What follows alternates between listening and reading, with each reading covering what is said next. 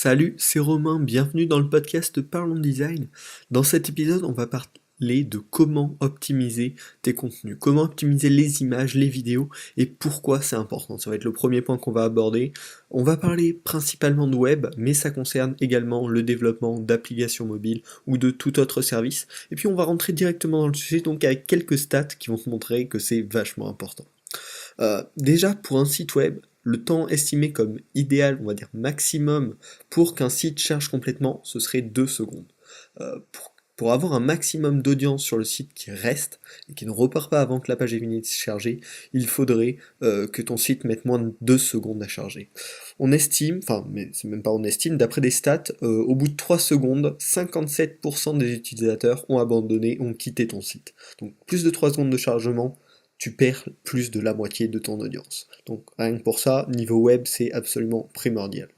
Après, au niveau des applications, euh, quand tu as peu de mémoire sur ton téléphone, ça peut arriver, qu'est-ce que tu vas faire en premier pour libérer de la place? Tu vas pas supprimer tes photos, enfin tu vas éviter, tu vas plutôt supprimer des applications trop lourdes.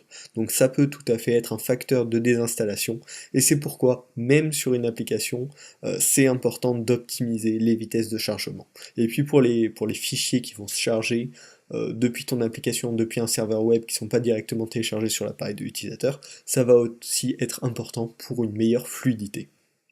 Donc tout ça, ça me paraît assez suffisant. C'est très simple, mais c'est suffisant pour justifier que c'est super important, une bonne vitesse de chargement, une bonne optimisation de tes contenus, pour l'intérêt de tes utilisateurs et donc de ton entreprise, du service que tu proposes.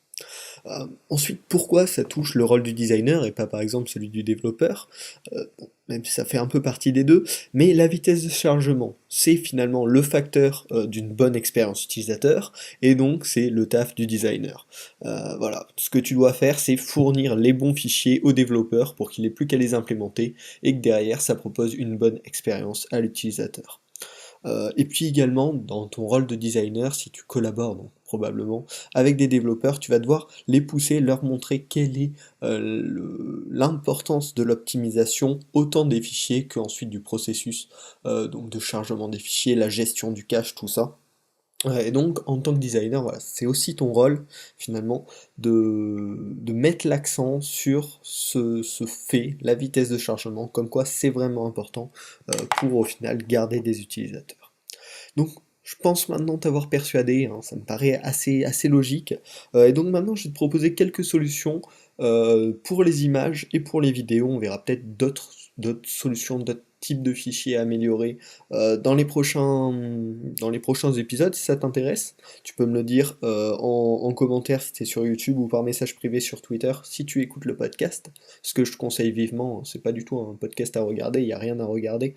C'est vraiment à écouter. Mais bon, bref, on part tout de suite. Donc déjà pour les images, un truc vachement classique, c'est la compression de tes fichiers PNG, JPG, etc.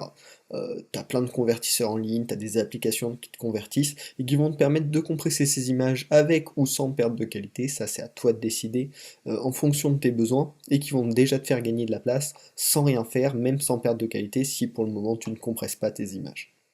Ensuite, le second conseil que j'ai envie de te donner, c'est d'utiliser le format SVG quand c'est possible pour les icônes notamment. Donc le format SVG, c'est un format vectoriel qui en fait retient des coordonnées un peu, qui retient comment dessiner la forme, et ensuite donc le navigateur web ou l'appli va interpréter cela pour le dessiner, et donc ça va faire des fichiers super légers, super précis, qui peuvent être zoomés à l'infini vu qu'en fait c'est juste des coordonnées vectorielles. Donc voilà, ça a tout l'avantage de la super haute qualité et en même temps du poids ultra léger. Cependant, on peut utiliser ça uniquement, on va dire, avec les icônes ou avec les dessins faits sur un logiciel, mais on peut pas mettre une photo en SVG. Mais voilà, renseigne-toi si tu ne connais pas ce format, mais c'est très intéressant. Ensuite, un point super important également, c'est peut-être de proposer des images à différentes tailles. C'est-à-dire si c'est pour un site web, tu vas proposer ton image dans 3 tailles différentes, et en fonction de l'appareil sur lequel l'utilisateur visionne l'image, on va charger l'image qui lui suffit. C'est-à-dire que c'est pas la peine d'avoir une image en 4K pour un mec qui va regarder sur un mobile. Euh, la plupart du temps, c'est pas utile du tout. Donc voilà, en proposant plusieurs tailles de fichiers, ensuite le développeur va pouvoir implémenter ça sans trop de difficultés, et ça permettra une meilleure expérience à l'utilisateur qui n'a pas besoin de la super haute qualité. Également, tant qu'on est un petit peu entre développement et design, la gestion du cache. Bon, ça c'est côté développement, mais c'est super important au niveau du web de bien gérer le cache, c'est-à-dire les images qui vont être gardées, enregistrées, euh, on va dire, sur l'utilisateur, sur l'ordinateur de l'utilisateur ou l'appareil mobile de l'utilisateur jusqu'à un certain temps. Et donc ça va éviter de recharger plusieurs fois la même image au cours de la visite d'un utilisateur. Et enfin, le dernier point au niveau de l'optimisation des images, donc là pour le web uniquement, c'est le format WebP. C'est un format qui a été développé par Google, qui est libre. On peut tout à fait convertir ces images au format WebP, donc ça marche pour les PNG et pour les JPG qu'on peut convertir en WebP. Il y a plusieurs solutions, soit il y a des convertisseurs en ligne qui sont pas top, et sinon avec le terminal on peut très facilement convertir un grand nombre de fichiers en WebP avec tout plein de paramètres. Et pourquoi je vous parle de ce fichier, c'est pas juste parce que c'est Google, c'est parce que vraiment les résultats sont assez ouf. Pour un projet donc, que j'avais, je suis à l'école à Éthique. Bon, bref, c'est pas le souci, on avait un projet sur une semaine de développement, et donc pour optimiser nos images, le prof de dev nous avait parlé de WebP, donc on a testé ça, après avoir compressé nos PNG et JPG, on a également fait une version WebP, car ce n'est pas compatible avec tous les navigateurs, et par rapport aux PNG et JPG compressés, on gagnait 50% de place sans perte de qualité, donc c'est vraiment assez hallucinant.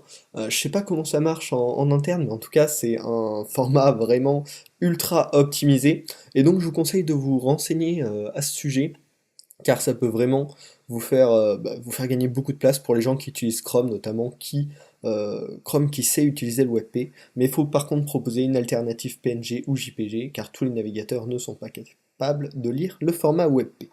Donc je vous mettrai un lien dans la description pour en apprendre plus sur ce format. Ensuite, on va parler c'est au niveau de la vidéo. Également, tout comme pour les images, la première chose à faire, c'est les compresser. Vous trouverez plein de logiciels, plein de même en ligne, qui peuvent vous compresser vos vidéos sans perte de qualité. Donc c'est très important. Ça coûte rien et ça fait gagner de la vitesse de chargement. Également, pensez à adapter la qualité. Encore une fois, c'est pas la peine de proposer une vidéo en 4K sur un tout petit appareil mobile, ou c'est pas la peine de proposer une vidéo en 4K sur une vidéo qui va prendre la moitié de l'écran. Donc vraiment, proposez peut-être plusieurs formats de vidéo encore qui s'adapteront à l'appareil de l'utilisateur, ou du moins choisissez le format le plus petit qui est nécessaire. C'est-à-dire ne baissez pas la qualité juste pour gagner de la place, mais choisissez voilà, le format optimisé entre qualité et poids du fichier, tout simplement. Ensuite, encore une fois, le choix du format est important.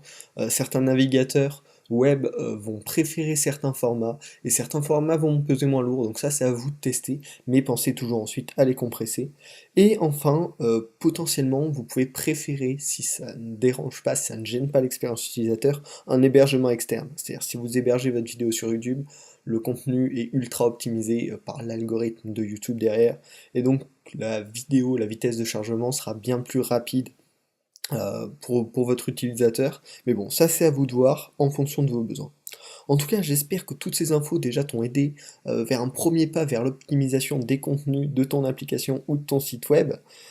N'hésite pas à continuer à te renseigner, je te mets quelques liens dans la description et puis tu peux chercher par toi-même sur le web. Si tu veux plus d'infos, si tu veux qu'on aille en profondeur sur certains sujets, n'hésite pas à me le dire. Et puis pense vraiment à te créer un processus d'optimisation que tu vas suivre à chaque fois pour que sur chacun de tes projets, tu ne sautes pas des étapes et tu optimises bien à fond tes contenus. C'est super important pour l'expérience utilisateur.